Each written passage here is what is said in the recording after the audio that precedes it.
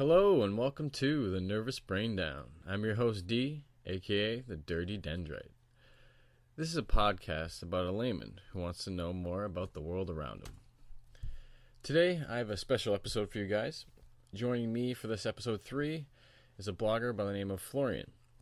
Florian was actually the brains, pun intended, behind the name for this podcast episode, the Nervous Braindown. Florian is a biochemist by trade and is the owner of LifeScienceMentor.com. This episode 3 was recorded on the weekend of June 4th. I wanted to pick Florian's brain about the processes and effects of cancer on the human body. Now, while trying to record our Skype conversation, I ran into some issues. I tried a few different software programs, but to no avail. Right when I thought all hope was lost, Florian came through with a suggestion that he record it through his iPhone and iMac. The first 45 minutes of our Skype conversation is from Florian's iPhone. This part I tried my best in post-production to get rid of the static hiss sound, so it's the best I could do. The last 18 minutes of our Skype conversation is recorded from Florian's iMac. This last part has a much better sound quality than the first part. He came up with the name of the podcast, recorded my first guest episode. I should make him a producer or something. So thanks, Florian, for doing that. Now, without further ado, here is our conversation about cancer and cancer research. Nice. Okay. Good. So we were actually talking about promises, right? And what I'm seeing in biology is basically that if you get funding by taxpayer money, and I'm sure that's an industry very similar, you can easily make promises because the mostly lay audience doesn't really know if they can trust it, but since you do biomedical research, they are prone to trust you implicitly, right? And you can promise a lot, and then of course you tell yourself that you're also doing that, and when you're in public research, you get a grant, but nobody looks after 5 years whether you really have adhered to your promises from the grant. If you have investors in industry, that may actually be different because they want to have their money back or a return on their investment. But that's one problem I see, and sometimes biomedical research is not that straightforward either. So it's there's a lot of money in it, which makes people prone to promise more than they can keep. So the money's given to them based on, oh, this feels good, I think this is the right thing to do, but they don't have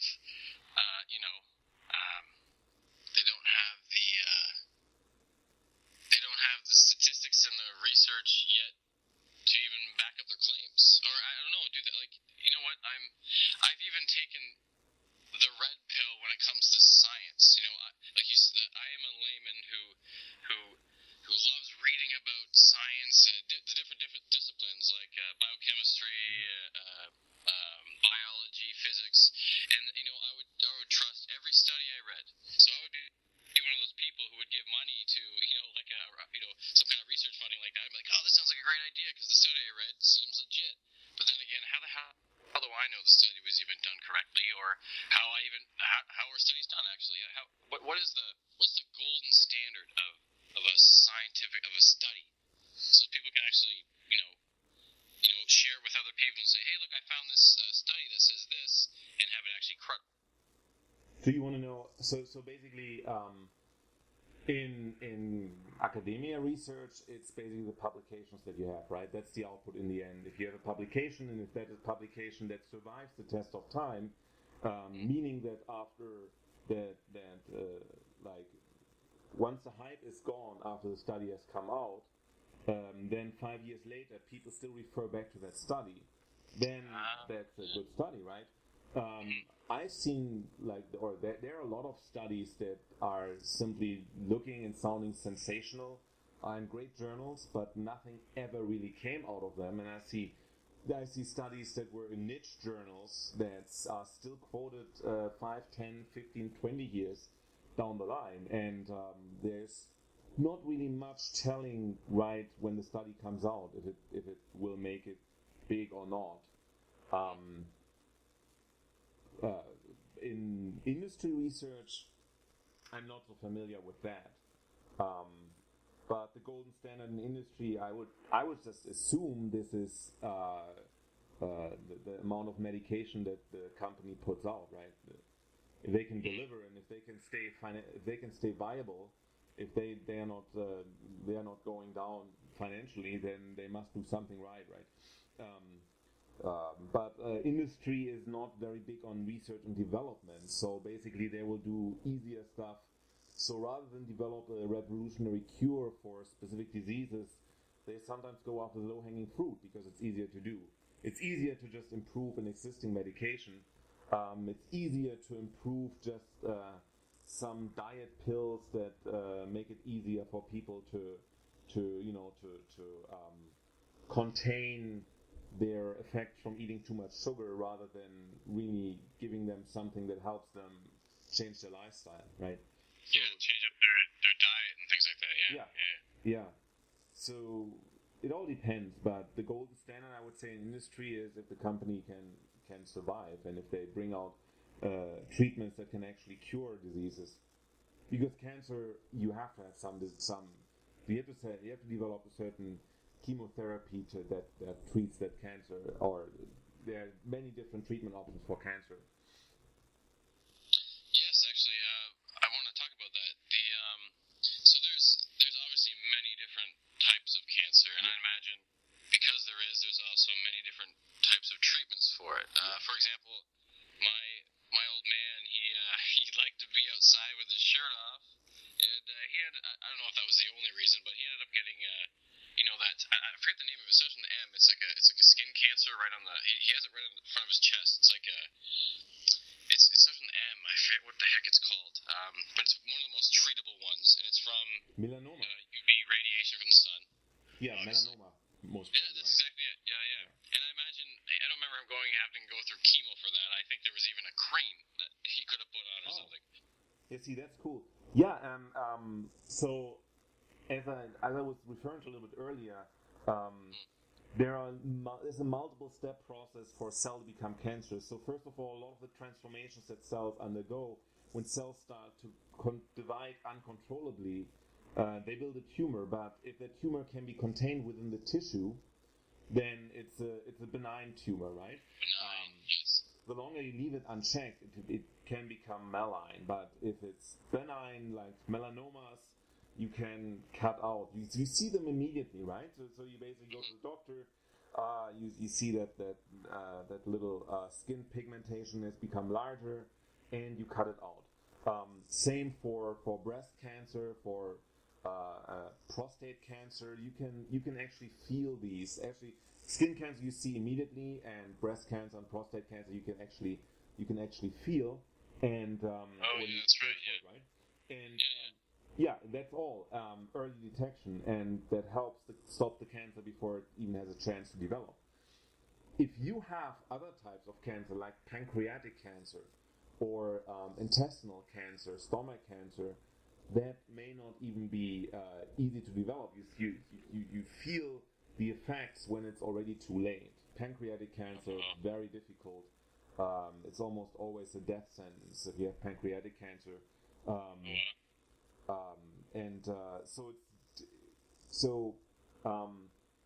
Basically, I would say there are three different ways to distinguish, three different important parts about cancer. First, the tumor can be benign, as I said, can be contained within the tissue. And then second, a cancer can be malign. So basically, that means the cancer starts growing out of the tissue. Like spreading to other parts of the body? Yes, exactly. Okay. Exactly. And then there are basically factors that allow the cancer to spread or prevent it from doing so. One very important part that aids in the developing of cancer is inflammation.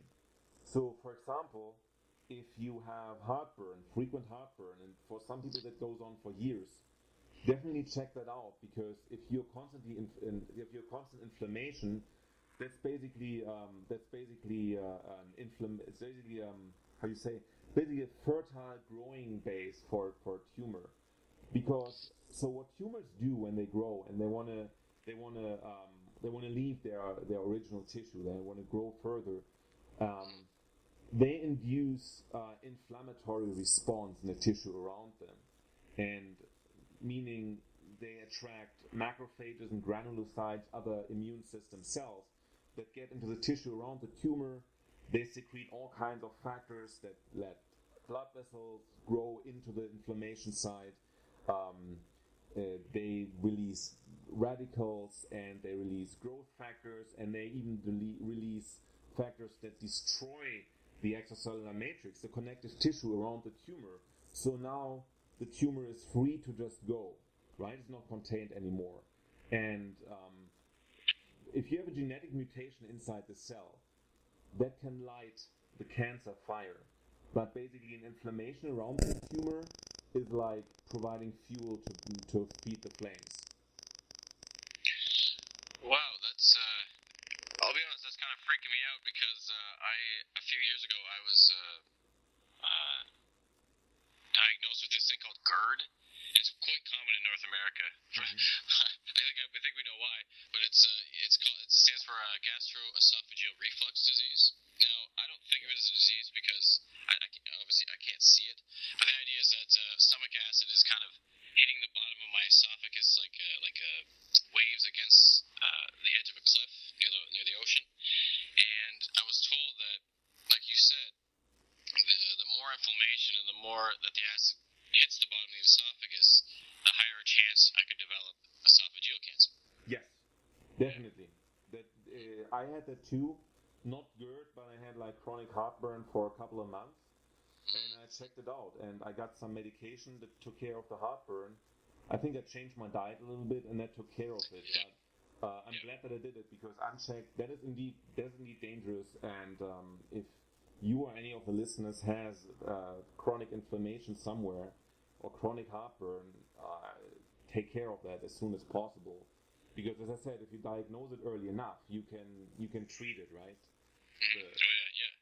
With I think they're called PPIs, protein pump inhibitors. Yeah. And it basically it goes to the stomach and goes to the enzyme that creates stomach acid and says, hey, stop making stomach acid, which it does help, but I don't take my pills anymore, because I've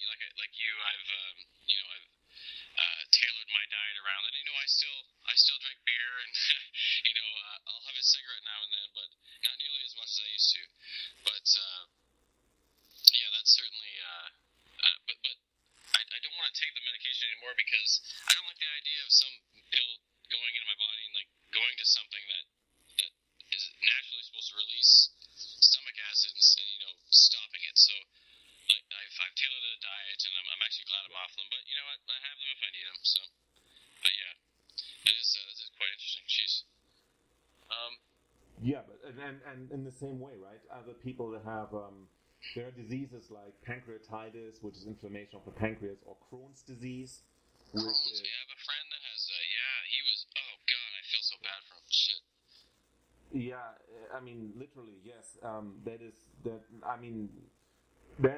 My kudos to everyone who can arrange his life around that disease, because it's like your whole intestinal system becomes infected all over, right? Infected, inflamed, yeah. And center your life around a toilet, basically.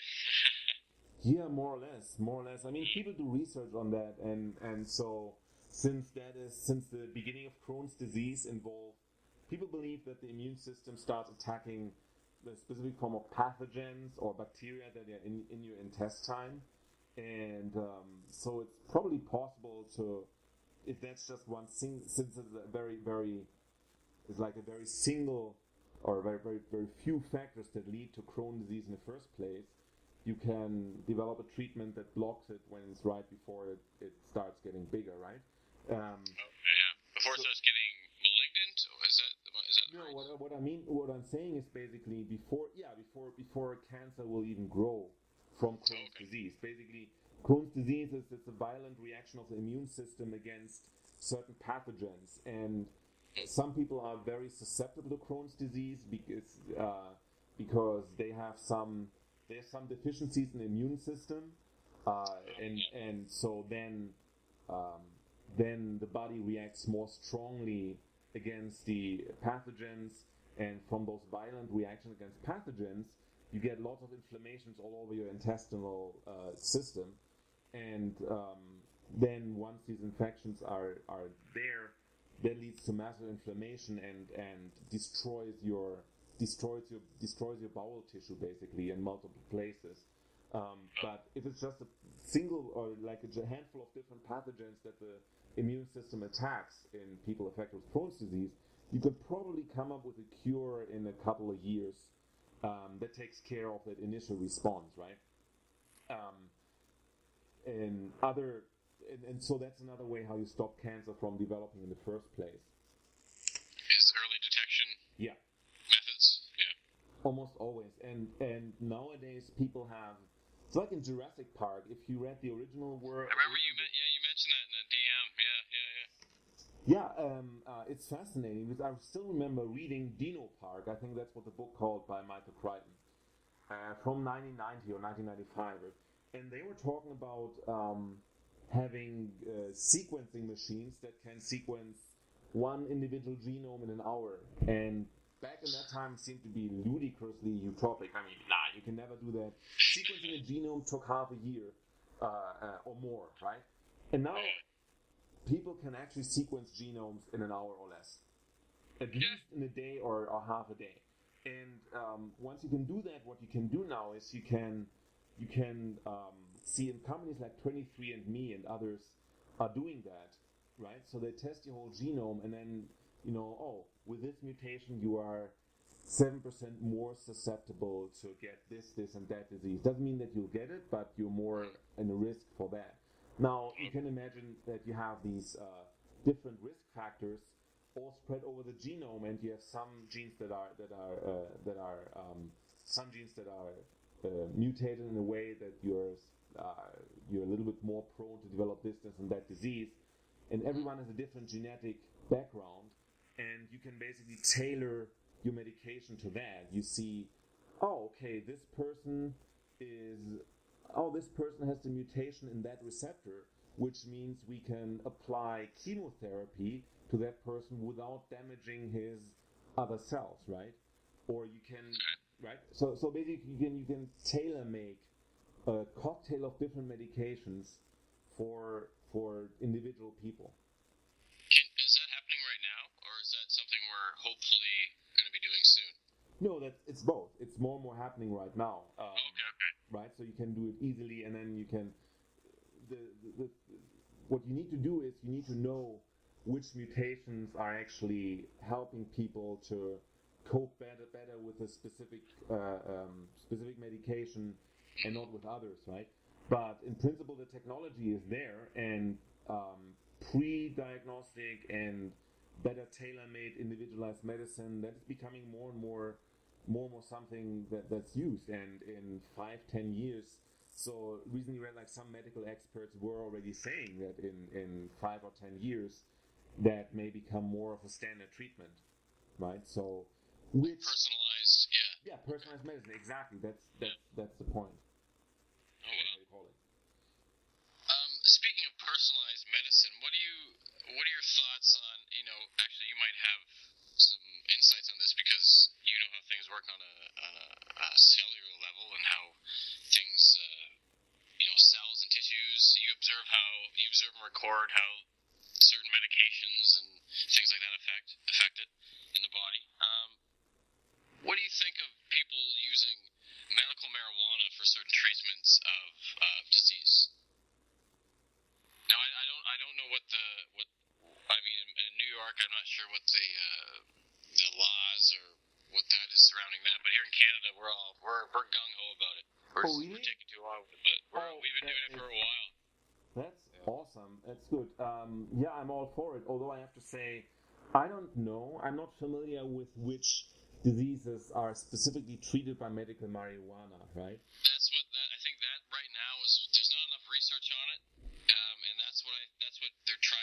figuring out what strain goes with what disease, and there's not. What's crazy is there's not a lot of research on it, and we're just only starting to find out, if there's this type of strain is good for Parkinson's, or if this type of strain is good for Alzheimer's. Nobody knows that, but we're starting to figure that out. Yeah, hopefully. Absolutely. Yeah. I mean, I would be all for it because, lots of the chemotherapy and radiation therapy and surgery and laser, that's all seems like a lot. anyway. It seems like, Yeah, I mean, you're absolutely right. And I would prefer to try different marijuana strains on a patient rather than try different hardcore chemotherapeutics on him. Yeah. Right? Yeah. So the research is just starting, and there's actually another substance called kratom, which people, I've heard of that. Right? Yeah. Yeah, kratom is also another. It's a herb that is that's coming from Southeast Asia, Thailand and Indonesia, and some people use it actually to get rid of a heroin addiction. Use it as pain relievers. So I think there's some stories by veterans that come home from war and they use kratom to subdue their pain and their symptoms. Or even their opiate addictions, if they maybe develop that. Yes. Yeah. That can be abolished with kratom as well. And the same marijuana will be very similar to that. So yeah, I would be even excited about that if marijuana wouldn't be so stigmatized with a lot of people in society, which is completely arbitrary, right? You could imagine a world in which caffeine is stigmatized, right? So people people would lose their mind. Yeah. Yeah, really. So it's all very relative, right? I even heard people say that if you would give out heroin legally to people, and if you have companies giving that out, they'd be forced to give out clean, pure version of that drug, and then people wouldn't die because they are simply because most people die from stretched heroin and dirty heroin, right? So same as I imagine people died from methyl, from alcohol containing methyl when it was how was the time called in the U.S. in the 1920s when they had a complete restriction on alcohol. Prohibition. But yeah, I'm going here off on a tangent. The point is that as long as you don't know what really helps in certain cases, why not try out all different medications you have? Yeah. I mean, I've never tried any kind of Far Eastern herbal remedies, but I mean, if some people find some satisfactory results with that, sure, give it a try. And maybe other people will too. And then the stuff that doesn't, the stuff that's all bullcrap, sure, get rid of it. Yeah. Well, actually, you know what? Since we were, let's go back to the cancer. I wanted you to, if you can, explain to me how, on a cellular level, what is going on there? What is you have a relatively healthy person, and they could have just I don't know if it works this way, but like a dormant type of cancer type cocktail in their body that isn't triggered until something happens, or anyway, how does the molecules themselves and the cells, how do they get attacked and how does it propagate throughout the body? Okay. Yeah. So let's imagine there's a person who is completely healthy, and so what happens in a healthy person is that your organs need to completely always regenerate themselves. Some organs faster, some organs not so fast. So for example, if you take the brain, that is built up during your pre-birth, of course, and after birth, like in puberty, there's still some changes occurring. But by and large, right, you don't want cells to divide abnormally in the brain. So basically, by the time you're 18, 19, 20, your brain has more or less figured out its shape, and some pathways are strengthened, some pathways are loosened, but basically, your brain is like it is. But the blood cells, for example, they need to constantly renovate themselves, or your intestinal cells, they get constantly food going through, so the cells are sheared off. You need to have stem cells in there that produce. You see, and every organ has cells that are dividing, and then they are actually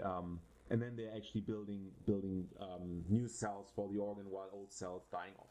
Now imagine, let's say in the pancreas, a cell starts to become uncontrolled. So basically, the way a cell divides is like a tightly controlled clock.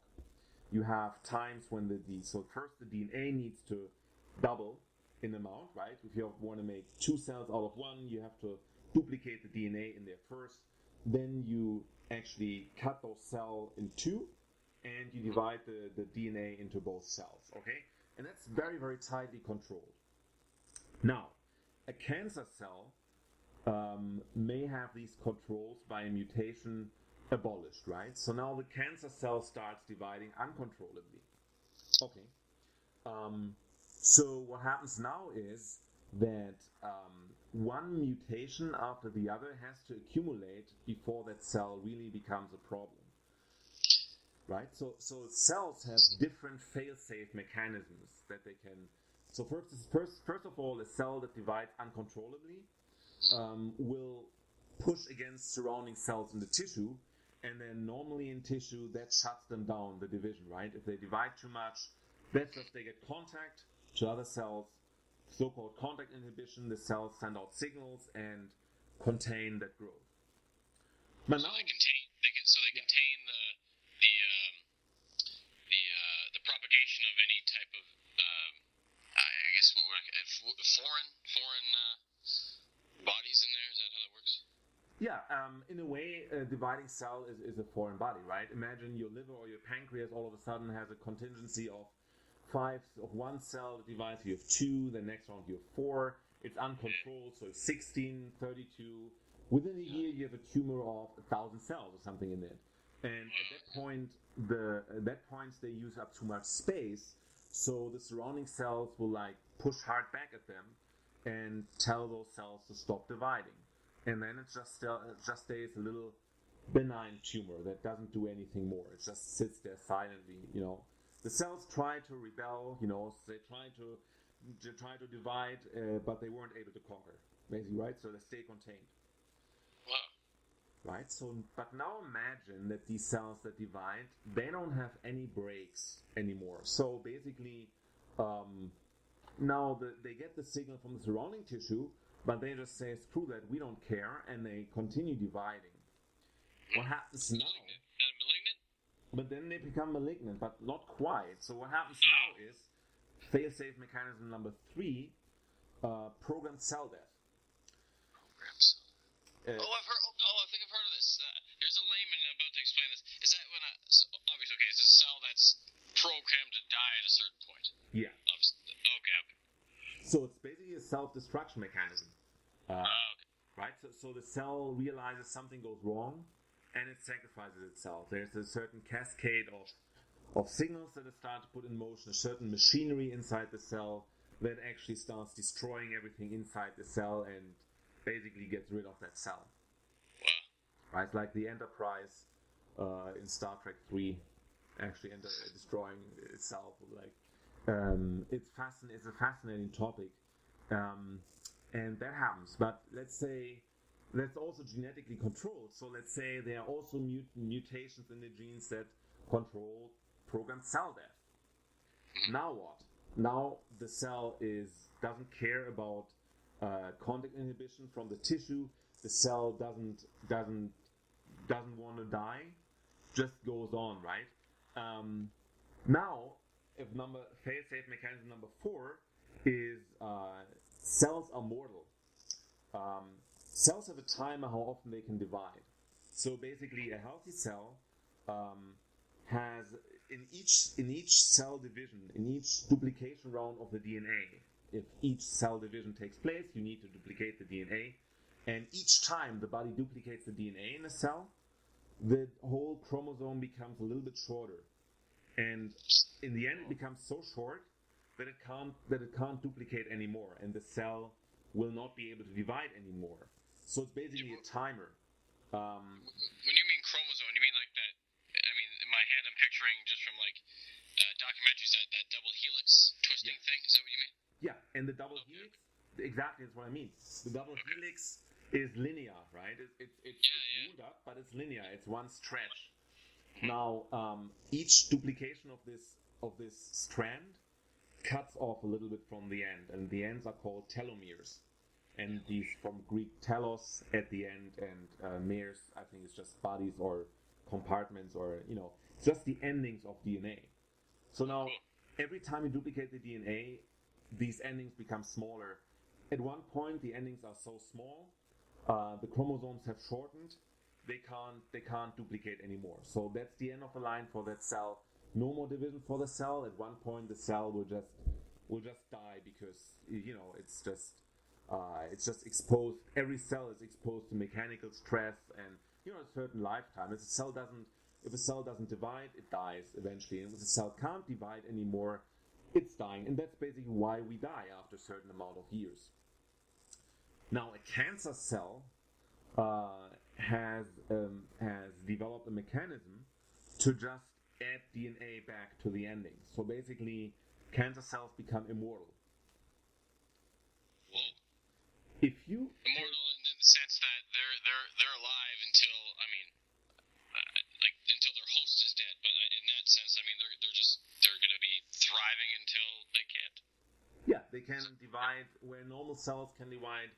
Normal DNA can sustain maybe like 70 to 100 division cycles. Cancer cells can sustain 1 million division cycles. They can just go on forever and ever. So now, if you have counted, we have already 4 fail-safe mechanisms. One is cell cycle controls. The next are growth control, that they're basically constrained by the neighboring tissue. Then you have programmed cell death. Then you have the telomeres.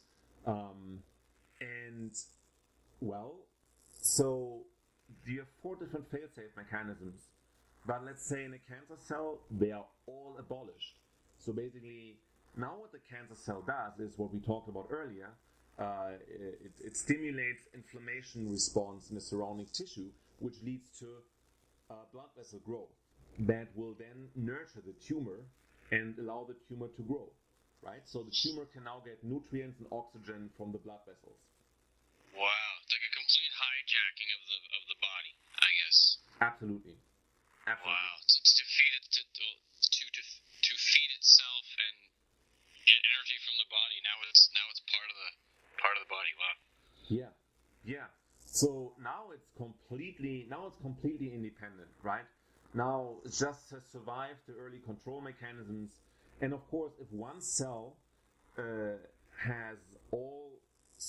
if one cell is unchecked with if all these control mechanisms are genetically switched off in one cell, meaning that cell has mutation in all the genes that are all responsible for these checkpoints.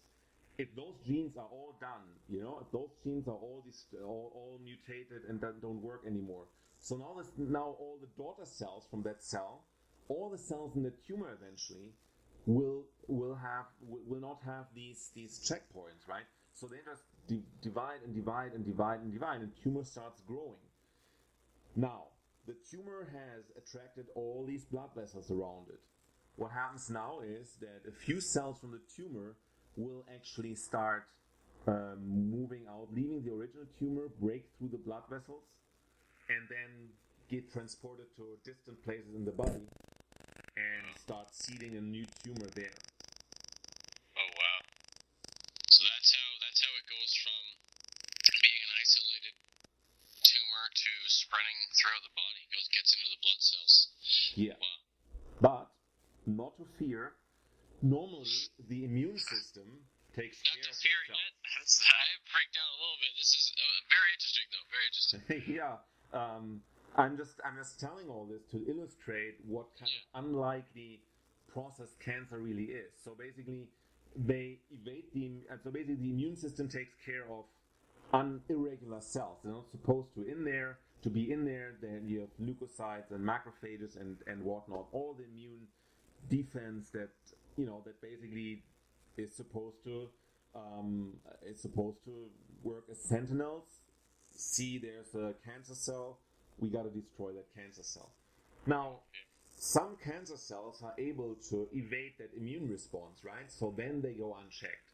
And now they start seeding a distant tissue and form metastases, right? That whole process that I just described is very, very, very unlikely to happen.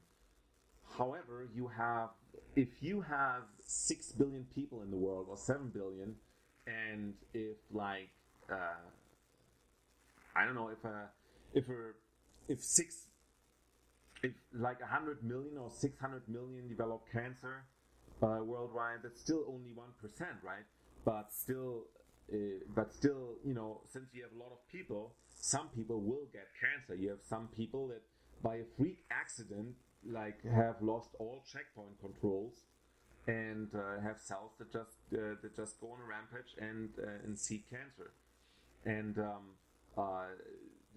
my other point was that you can have some environmental factors that just make it easier for the cell to escape those control mechanisms, right? We talked about esophageal cancer, Crohn's disease, and you know, when you have a lot of inflammation all over your body, then you have fertile ground for cancer cells. That cancer cells don't need to try as hard to build metastases, right? So it's kind of helping them out, giving them a breeding ground to propagate. Yeah, and that's basically what happens in cancer. And you can also imagine that every person's cancer is different, right? Because different genes are deactivated. Yeah. Wow. Different genes, different cancers, different treatments. Wow, yeah. You're right about the personalization of medication. I don't know if I'm not very privy to that, but I imagine that's the future. Yeah. If you know which genes are disrupted in a certain person, you can with ever powerful computers, you can also have a database where the computer can basically tell you need to take a little bit. The basic computer in the future, computer will basically be able to tell you the cocktail of medication you have to use on that specific patient, right? Wow. You know, it's amazing. I heard this on a Joe Rogan podcast recently, and I think he was talking to Sam Harris. They talked for almost 4.5 hours. It's insane. Anyway, they mentioned something about the human genome was mapped, 30 years ago, give or take. I don't know if I'm remembering that correctly, but let's say 30 years ago, it was like $3 million to map a genome. Now it's like $3,000. Yeah. So I can imagine trying to develop personalized cocktails for people. You know, it's going to cost a lot of money for one person now, but 10 years from now, maybe it's going to cost, like it would any other kind of ridiculous surgery price, but more less than it is now. Yeah, and you know what else? And that was something that scientists pointed out when I was still in university, and that was in 1997 or something, or 1997, 1998. He said, if we are that easily able to detect the whole genome of a person, right? So what prevents health insurance companies from saying, hey, you know what? We see you are 20% higher risk to develop this and that disease or that form of cancer. So if we ever see you eating that kind of food, you lose your coverage. And oh my God. Yeah, and I mean, you can imagine the next step is people think about developing sensors, right? So sensors in your contact lenses. So basically, you can have sensors that measure basically all the everything that's in your body fluid. And so imagine you have health insurance, and then all of a sudden you get cancer, but then the health insurer said, during that, in the first 2 weeks of the year, you ate an unhealthy amount. You ate too much sugar, and that may have led to this cancer. We won't cover your treatment for this. I think that's something that scares me personally the most. Yeah, that's a scary future.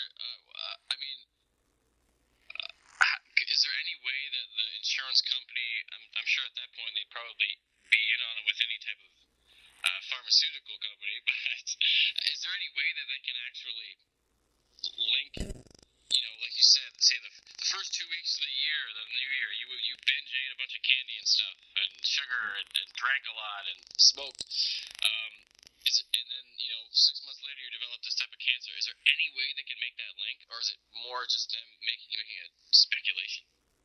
I think it will be more speculation, but I mean, look at the FDA or like any government agency is. People are always like blaming like private insurers and those evil corporations. I think the government puts out some healthcare regulations, and if that's the law of the land, if we have actually a one-payer healthcare system, if we have complete government-based health insurance, I think that's a bigger problem. I would trust in a free market that some companies will say, yeah, we won't insure you because you have, because that is probably, you're probably at higher risk for that cancer, and so we don't insure you. But if you have a completely deregulated market, you will have other healthcare companies that are willing to insure you, right, for certain different conditions, right? So I say having a centralized healthcare is more of a danger here. That's my personal opinion. It's just for my own experience that that government has so often stopped, like we were talking earlier about marijuana, or kratom is banned in certain states in the US, in certain countries, and those are often political decisions that are not really reflecting. Wait, they are? Huh? Kratom's illegal? No, kratom is a controlled substance in 5 or 6 different states of the US. Yeah, it is. And so 6 of them it is, and then the rest, no one else, like, it's not even regulated, there's whatever? Exactly. Wow. Exactly, that's Wow. it. So, 6. Yeah. Ruining it for the rest. Yeah, exactly. So I think if you put healthcare in the hand of just one person, that's more of a danger, because then you completely depend on their interpretation of your genomic data, right? So if you put it in the free market, it will work better. But that's my personal opinion. I may be wrong on that, right? But well, I like hearing that, because I'm from a country here in Canada that we have that universal healthcare. Yeah. And actually, what I was talking about earlier, how the Trudeau got in, because one of the a big chunk of the vote I'm sure he got from young people was, I'm going to make weed legal up here, and the legislation is going to start in 2017, recreational weed consumption. Now, that seems like cool, freedom, yeah, whatever, but there's going to be a huge burden on the healthcare system. People starting, if it's legal, you got 17, 16, 18-year-olds starting to smoke weed, which they have before my time, but now it's legal. You're giving them a means to do it. It's going to be a bigger burden on our healthcare system, because of, obviously smoke of any kind is not good to go into your body, whether it's cigarette or weed. But yeah, that's going to be a concern, and it's going to be a huge fiscal. What's the word I'm looking for? It's going to be a burden on the healthcare system, I think.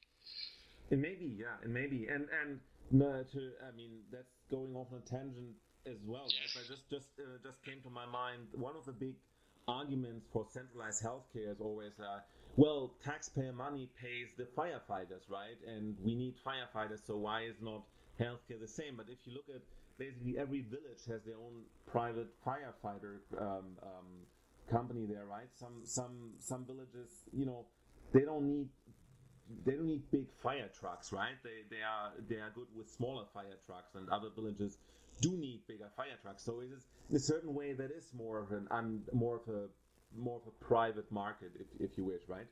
So same for, I simply believe that the private market-based system is able to provide better for the individual desires and needs of people. If you look to Switzerland, Switzerland has an entirely private healthcare market. So the government only mandates that everyone has to have health insurance, but you have a completely privatized market, and you have a lot of companies that give you healthcare in affordable prices, right? So a complete privatized system works, and at this point I would put more trust into a private system than a government system. When you said Sweden has a system because I thought we were kind of mirroring Canada anyway. I thought we were mirroring their universal healthcare system, but they don't have that. No. I was saying Switzerland. Switzerland. There you go. There's my ignorant Western. Where the hell is that place? Anyway, Switzerland. Yes. Yeah. Oh wow. Yeah. I would want to just point out the dangers that I see. I see definitely a danger in having more and more information that is relevant to our lives and to our everyday behavior. And if anybody outside can estimate the risks that our lifestyle proposes, then that's a good angle for outside forces they have some leverage to come down on you and make certain demands, always like saying, we need to be able to pay it, make it affordable, and that means that little Johnny cannot smoke a cigarette anymore, something like that, right?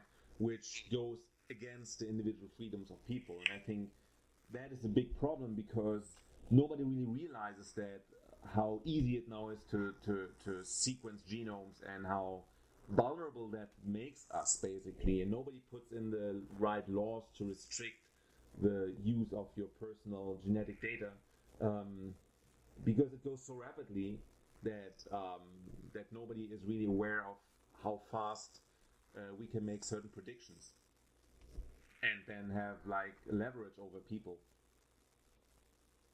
So is that kind of like, are you kind of explaining the role of government in certain kind of decisions? Yeah. I'm doing that. Whether it's government or a single big corporation, it's never good to give that amount of wealth of data into the hands of a few players, especially now that they have the computer power to really easily analyze that. Yeah. You know what? My phone is almost dead. Let's continue this via my computer, because and I was gonna stop anytime.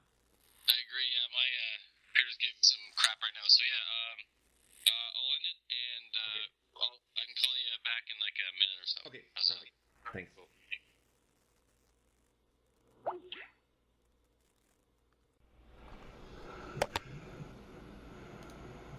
Okay. Back again. Hey. Nice. Perfect. Well, you know what? We were talking about what cancer does on a cellular level, and how that propagates throughout your body. What do you think about preventive measures for people to take to, maybe lower the risk of certain types of cancers? Now, full disclosure, I am having a cigarette right now, so I would find it also hypocritical if I said, "Do this, guys, do this, listeners," but I'm having a professional telling us what to do, not me. So I'm going to take this advice as well. Okay. I think everything in moderation. In some cases good, in other cases I would go with Oscar Wilde, who said everything in moderation, including moderation. And I think I've never heard that. I really like that. I got it. I think I got it from goodlookingloser.com. They reminded me of that. Chris's website there. Yeah. So, great site. So in certain cases, you want to go all in, right?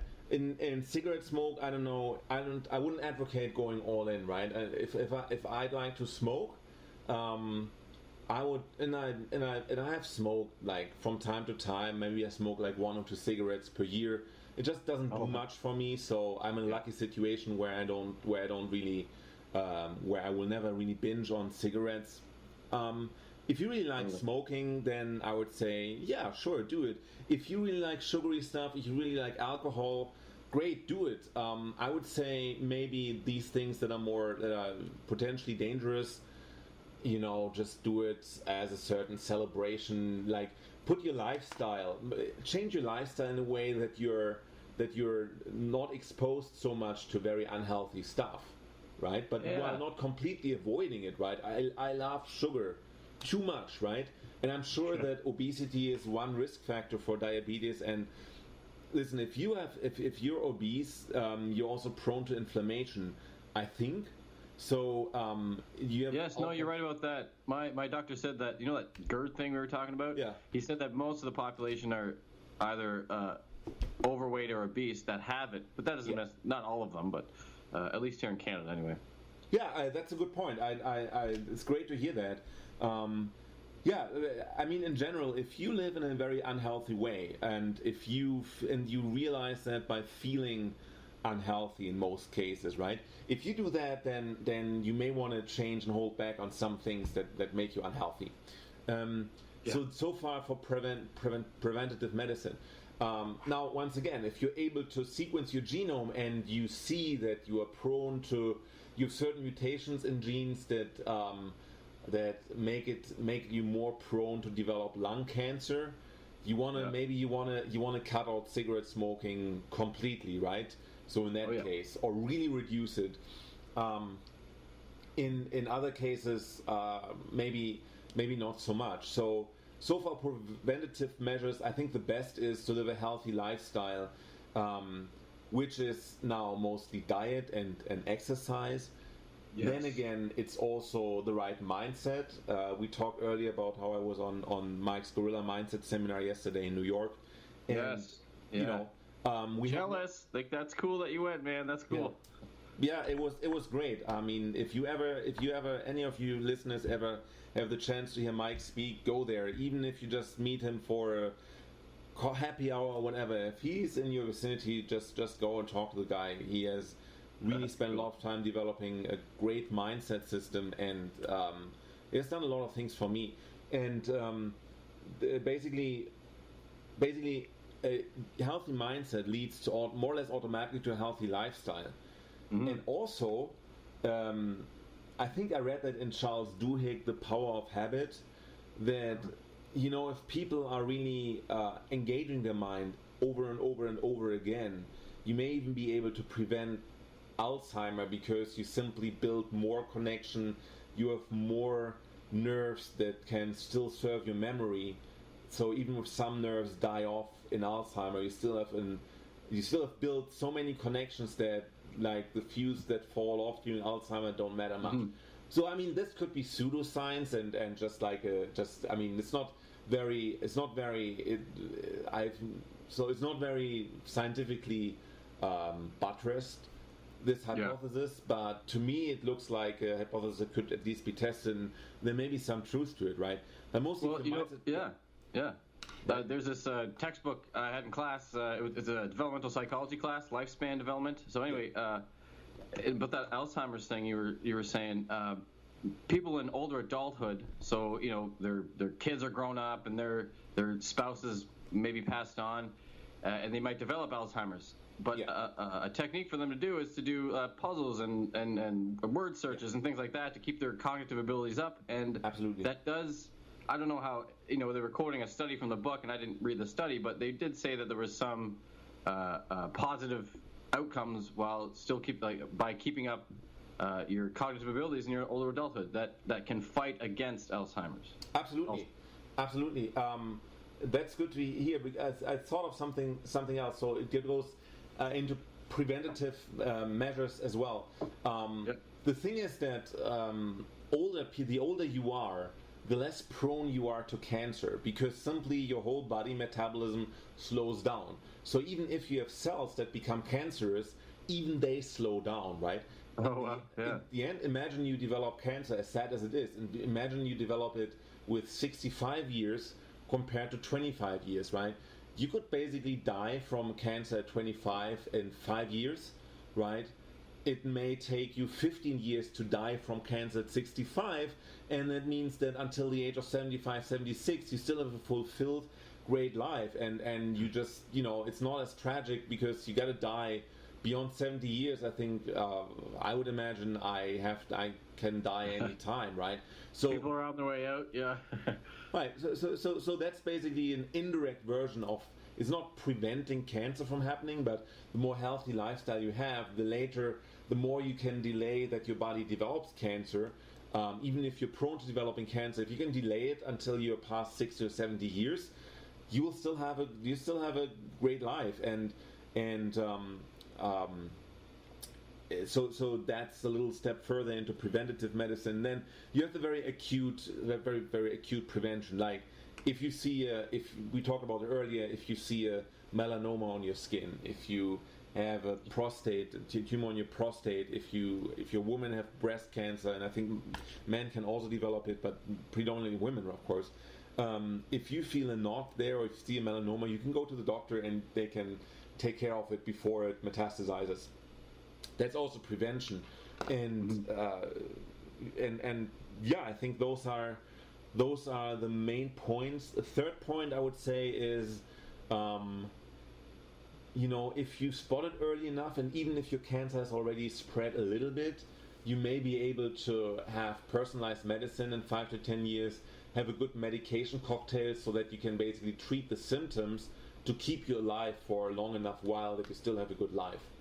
But I mean, even you do have a cancer and you can't be really cured, you can have medication that really slows it down so that you may die from natural causes or from cancer. It would take the same time, right? So those are basically the three things: good lifestyle, early detection of tumors, and basically slowing it down so that you can still have a fulfilled life without like rapidly dying of cancer like that. Yeah. So this is a big question, but I think we could end it on this one. Do you think there will be a future cure for cancer? That's a very good question.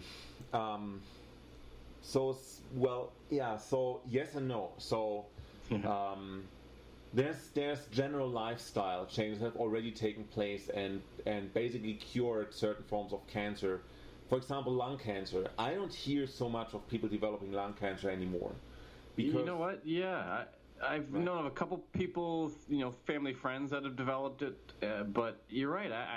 I don't hear it through my own social circle or bubble. So no, I agree with you, and at least in my experience, anyway.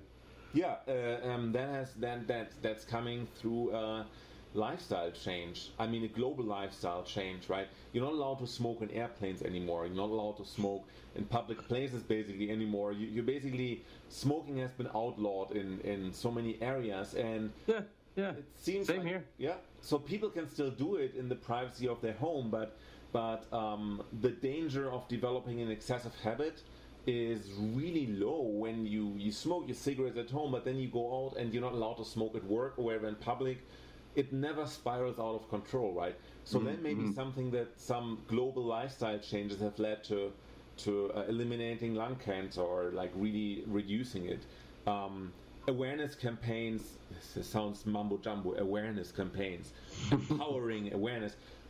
But if you think about, like, as I said earlier, breast cancer, prostate cancer, skin cancer rarely develops, or if it can develop, it can be treated successfully because people are able to spot it early enough.